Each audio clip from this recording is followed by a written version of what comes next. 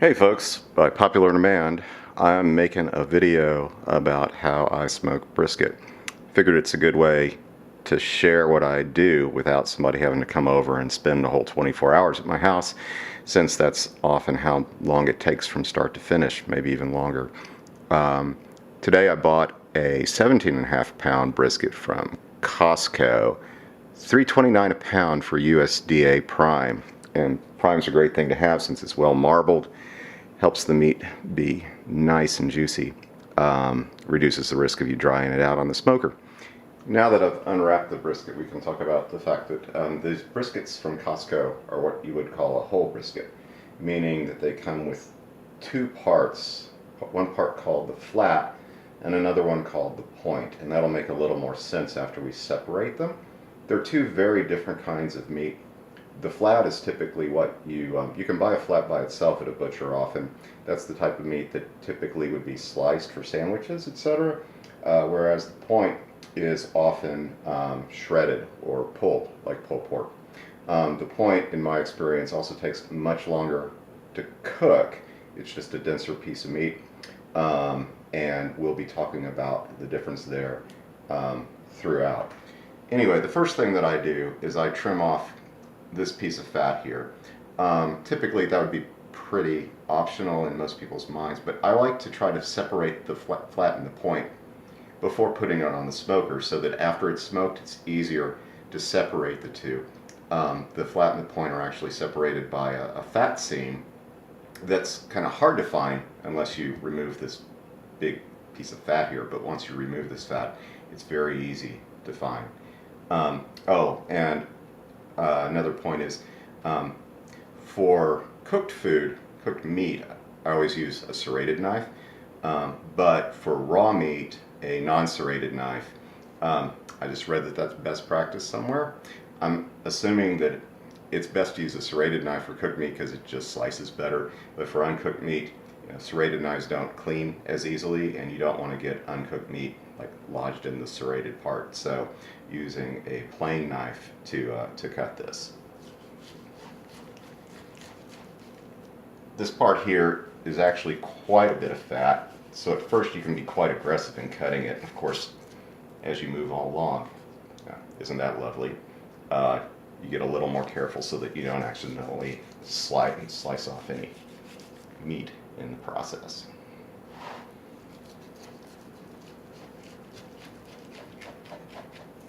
Oh, and I typically buy the second or third biggest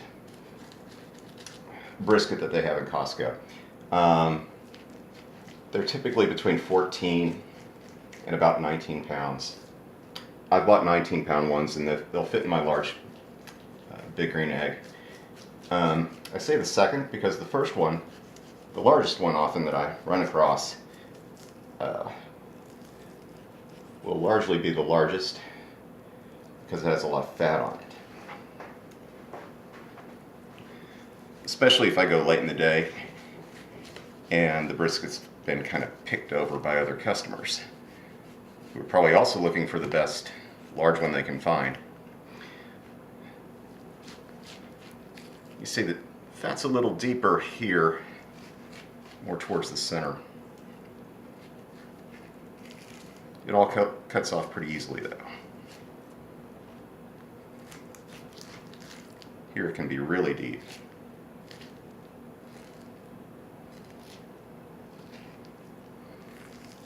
See, like that.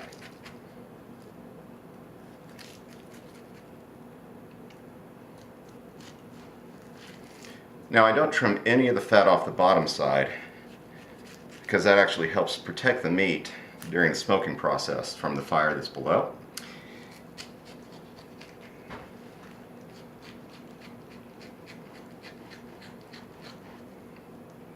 And it also tends to largely just cook away where you're not left with much of it when it's done smoking.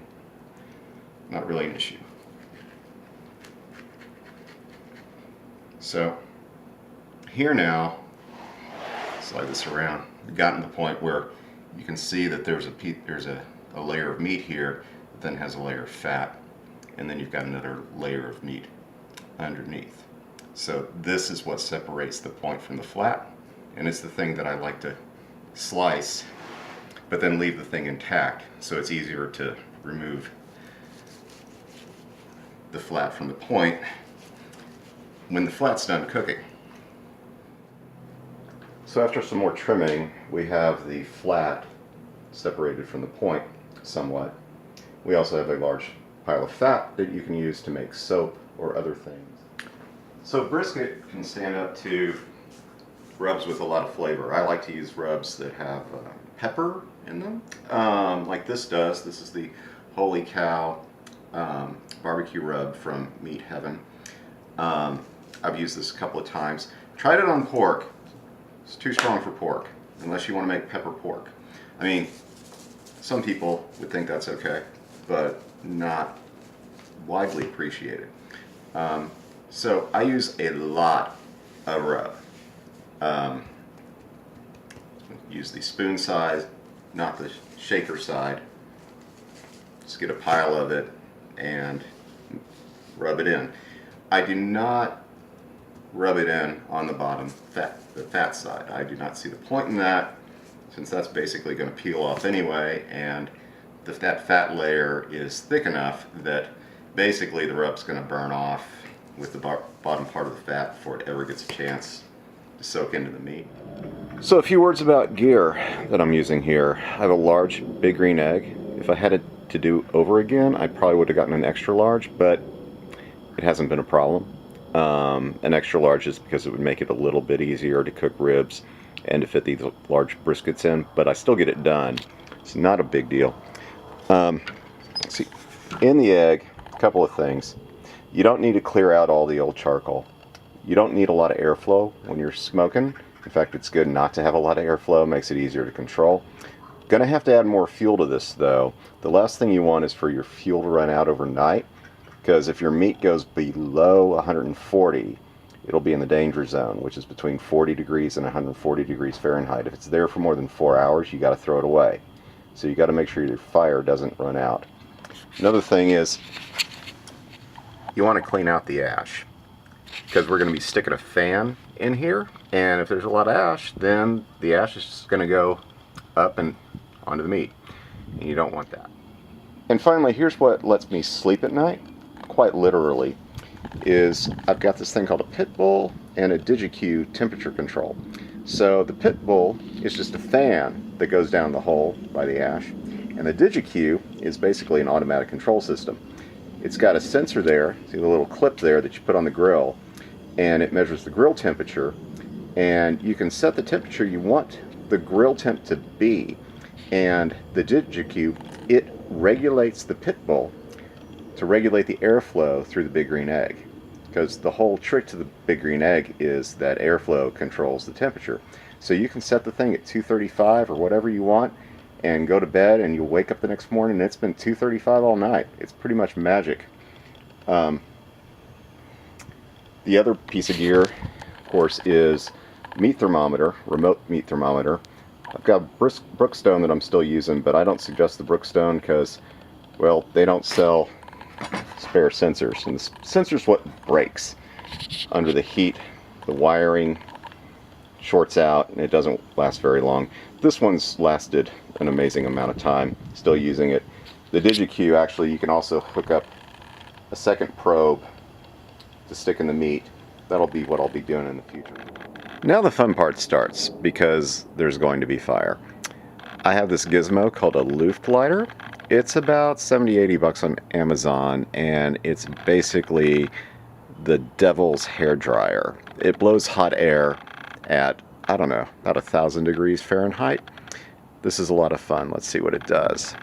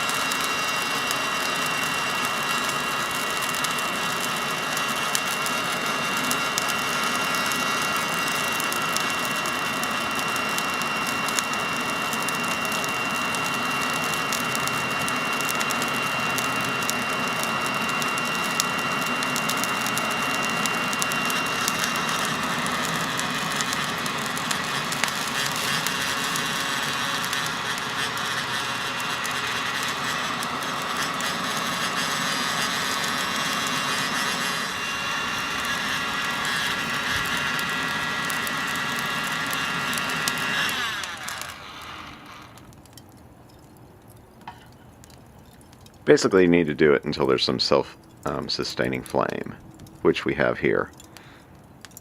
But it never hurts to do it a little more.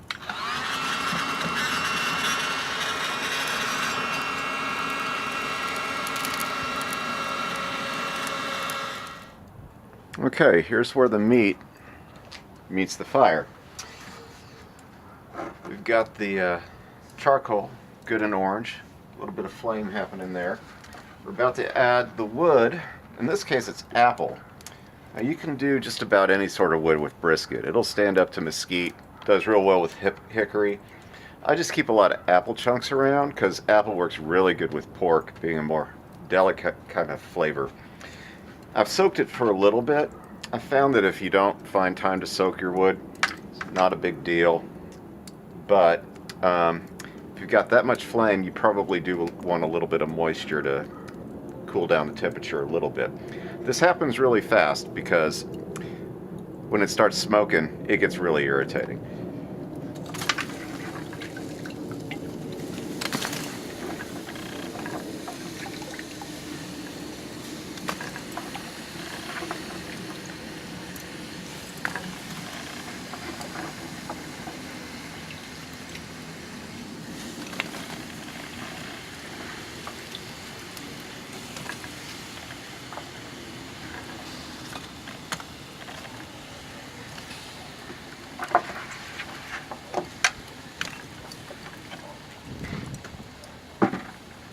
After the wood chunks go in, and I do suggest chunks rather than chips because chips just burn too fast, put in the indirect here so the meat will not be exposed directly to the flame. Then of course the grill, and then finally the brisket.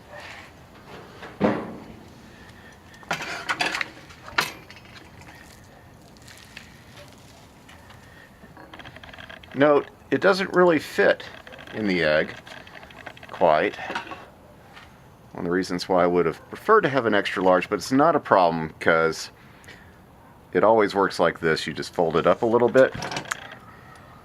It'll get bigger before it gets smaller, so you don't want to have to open it up again anytime soon until it starts to actually shrink, because of course at first the heat expands it before the fat starts to render and it actually shrinks.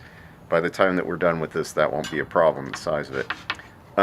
Note that I've got the vent at the bottom and the top pretty well closed off. You don't want them as closed as you'll have them later in the smoking process. So I found you need a little extra airflow when you've got the extra blockage of the wood chips chunks in there. Anyway, I don't bother putting in the fan and the temperature sensor quite yet, since this has a long way to stabilize, but that'll happen pretty soon. Anyway, this starts the long process that'll last overnight.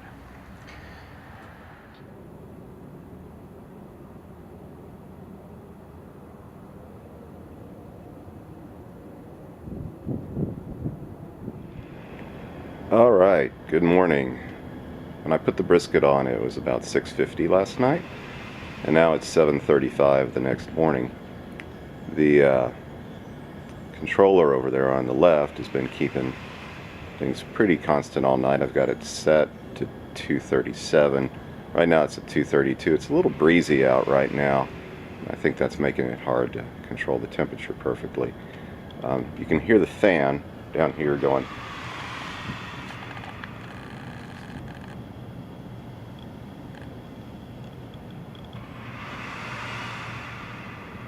See, it just goes however much it needs to go.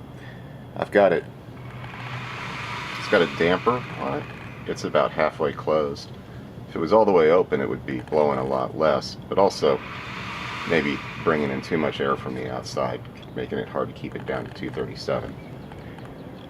It's got 237 right now. The thing blinks, the temperature reading there blinks when the fan's powered. I've also, you notice, got the vents pretty well closed up here. Any further open, it'd be hard to keep the temperature down that low. I've got the meat sensor is the temperature probe stuck in the flat part, the part that cooks faster. And right now it's at 164. So we're in the middle of what's called the stall. The meat will hit a certain temperature and just hang out there and not get hotter inside for hours. Now, the temperature will start to go up again probably in a couple of hours, and when it does, usually goes up about 10 degrees an hour, and then we'll pull it off when it hits 199, which is where you want to take it off, and coincidentally the highest temperature that this meat thermometer will read. So the benefit of doing it overnight is you're not tempted to peek in and see what's happening, which results in better brisket. You can see where I've got the meat probe there in the thick part of the flat. Got the grate sensor over here on the left, and we're just going to close this up.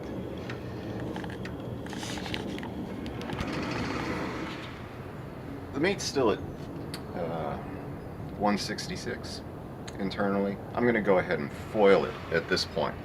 What I've done is I've taken a large cutting board and I've wrapped some foil around it so I can put the meat right on the cutting board and get those first folds on real easily. It's kind of breezy now, makes it a bit of a challenge, especially since this area where I have my egg is a bit of a wind tunnel. I've tried doing this by wrapping the meat on the grill, and all I really achieved was dislodging some of the fat on the underside down into the fire and creating a large grease fire, which kind of stinks, literally.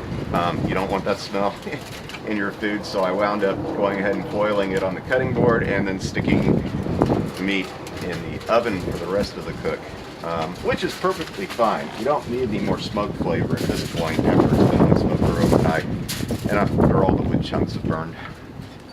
It's really okay to put it in the oven anytime you want, if for some reason that's the thing that would work for you. You need a large spatula, preferably one with the University of Texas Longhorns on it, to dislodge the meat from the grill here, because it can be really stuck on sometimes. Not to mention also lift it.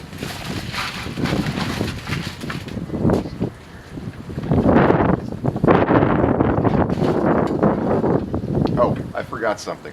I'll be right back. These are called bear paws. They're extremely sharp plastic. Put them in the dishwasher. They're dishwasher safe. They're really great for pulling pork apart, shredding meat. Also good for just gripping meat as well.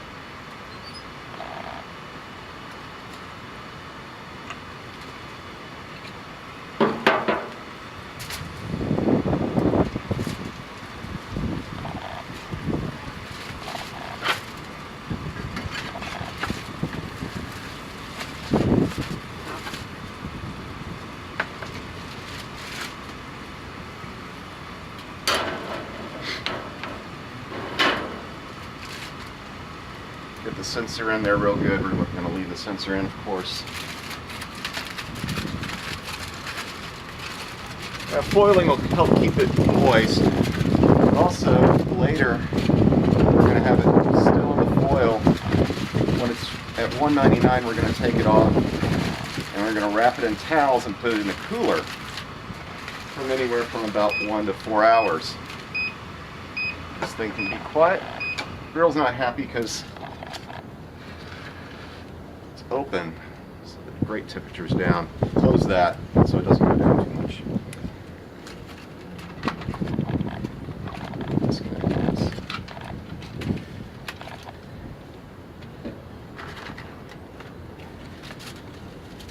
And it's a good idea to foil it before it's done, because if you foil it right after you take it off the grill and right before you put it in the cooler, you can lose a lot of heat that way. If it's already foiled, you don't have to mess with the foil. You can throw it in a lot faster. And it's pretty amazing. You lose about 10 degrees every hour in the cooler, typically. And as I was mentioning earlier, the danger zone where bacteria can start to grow starts about 140, So if you're going from 200 down to 140, you know, that's 6 hours. Probably don't want to leave it in that long. That's why you can leave it in for about 4 hours. It's no big deal. That way, if you do have other activities in the afternoon that you have to be away from home, not able to finish things exactly when you would hope to, it gives you some flexibility.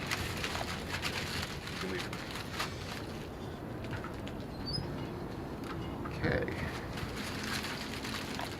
Stick this back in.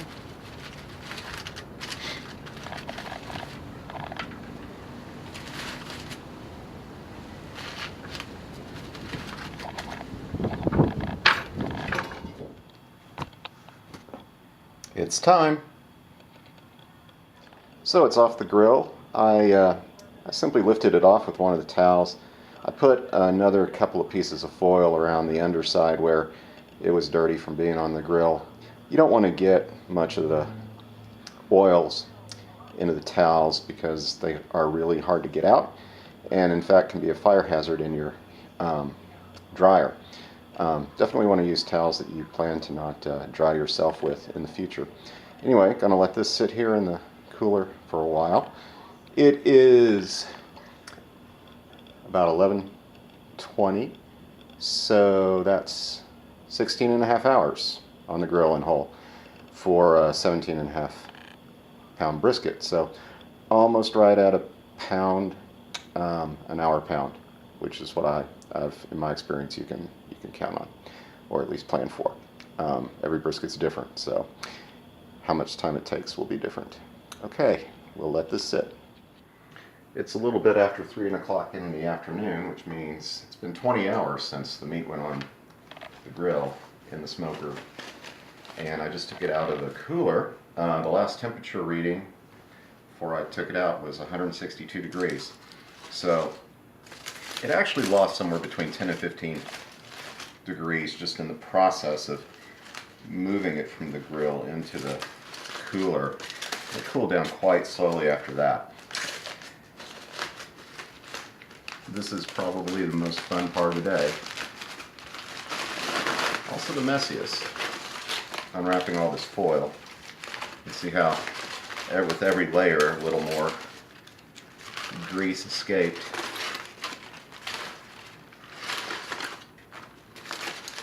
And voila, here we have it.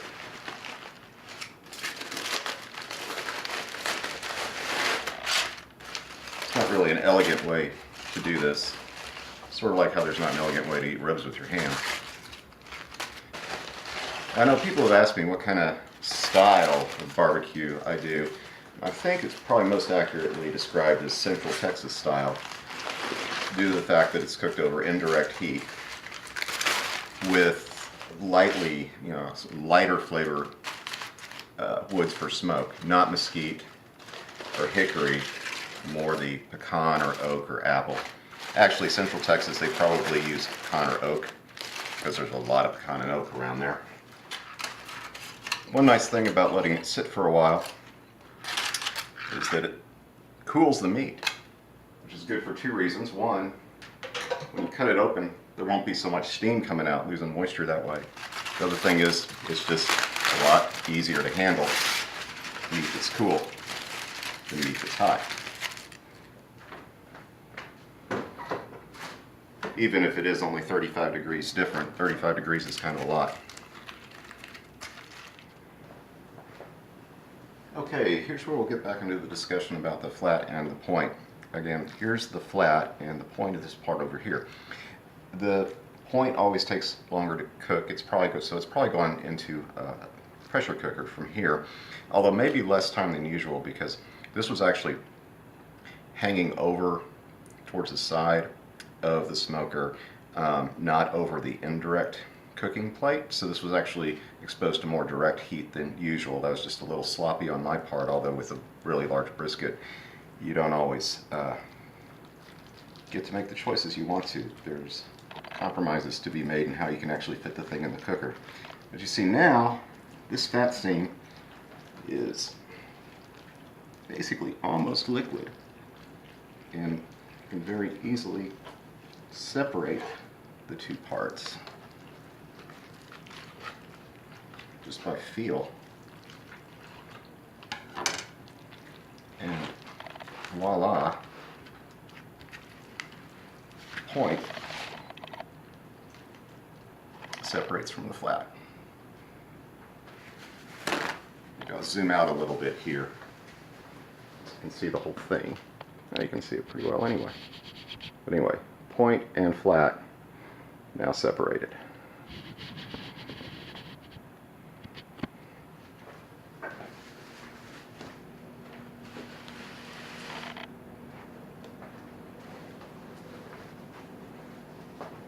Now,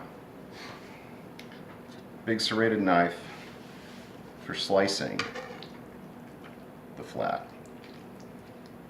You can see if you turn it over, you get a better idea of the way that the grain runs. You can actually see it. You can also see how little of that big layer of fat is still here.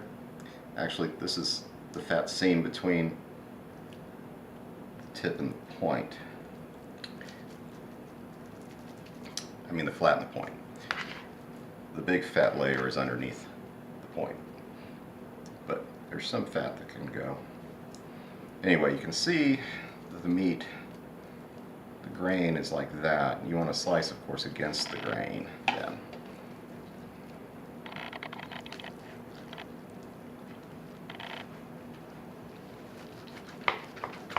Of course, you have a lot of options about what you can do with the meat, how you want to cut it up. You can make slices, which are good for sandwiches, or just eating. You can chop it, which is good for sandwiches, or just eating. You can also pull it, like you pull pork, shred it, also good for sandwiches, or just eating. But for slicing, I think it needs to be particularly nice and tender. Otherwise, I resort to pulling it. And you can see there's a nice pink layer there. That's what you want to see from smoking it. Let's just taste some of this, see how it is.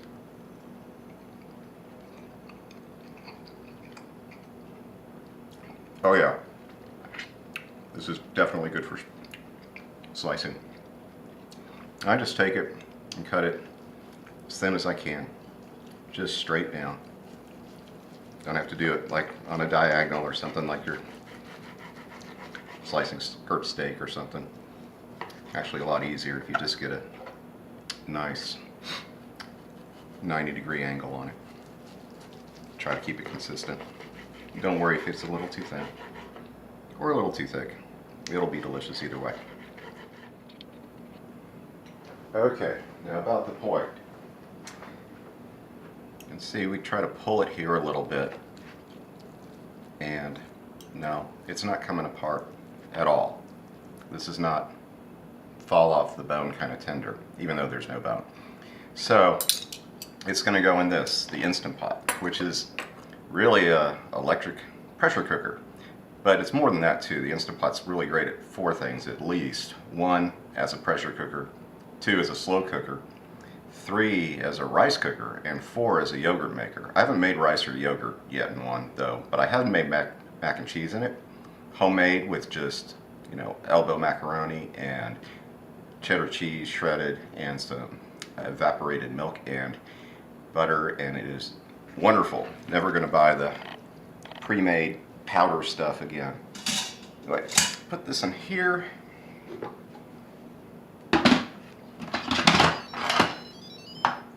Seal the vent. Got a little water down in there. Oh, I'm going to just pour a little barbecue sauce on here too. Oh, I should have said, the other thing that makes my barbecue Central Texas style is the use of only dry rub. Other styles, many other barbecue styles, including other areas of the great state of Texas, actually marinate in barbecue sauce. So I'm violating that a little bit here. That's why I mention it.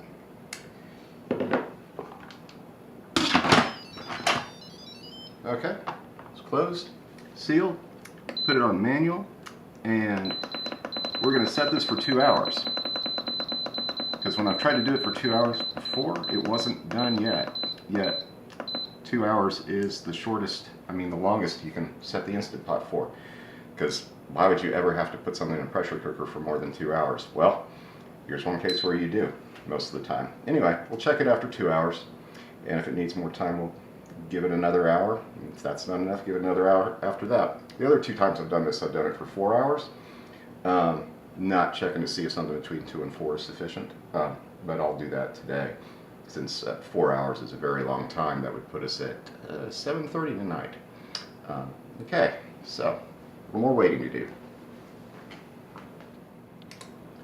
Okay, as if I haven't had enough gadgets already in this process, here's the last one. This is a Food Saver vacuum sealer. Got this at Costco. I think it was like about 130 bucks.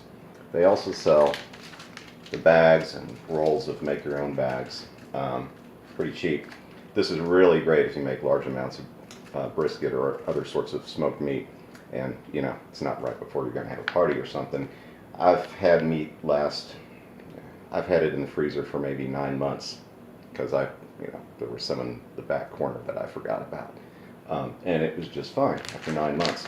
Anyway, it's easy. You just turn the thing on, set it to moist, since there's a lot of moisture in here. Stick it in here.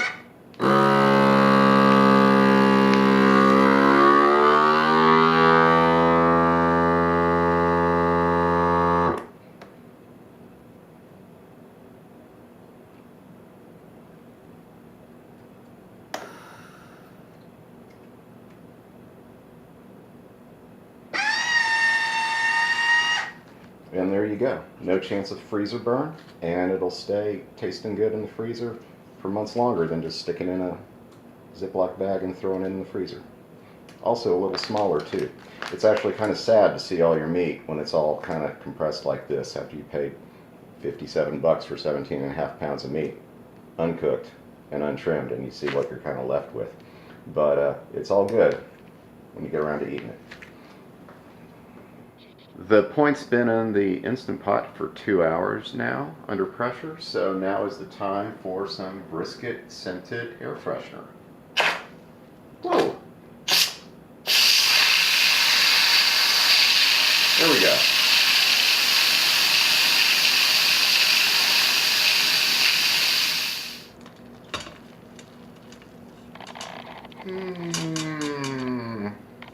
Closer than I would have thought.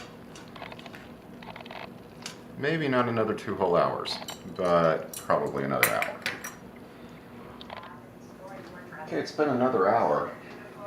It's now been 24 hours since we put the meat in the smoker, and nah, you can pick it up like this without it falling completely apart. I think it needs more time.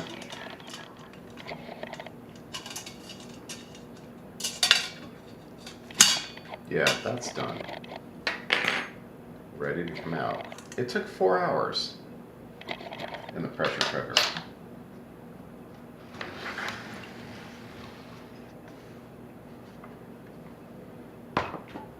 And that's why they call this burnt ends, because it takes a long time to cook. But it's very good.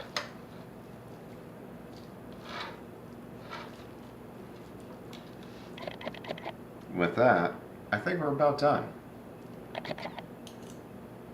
So thanks for watching. If you have any questions, post them below. Or if you're a friend of mine on Facebook, message me. And that's how I do brisket.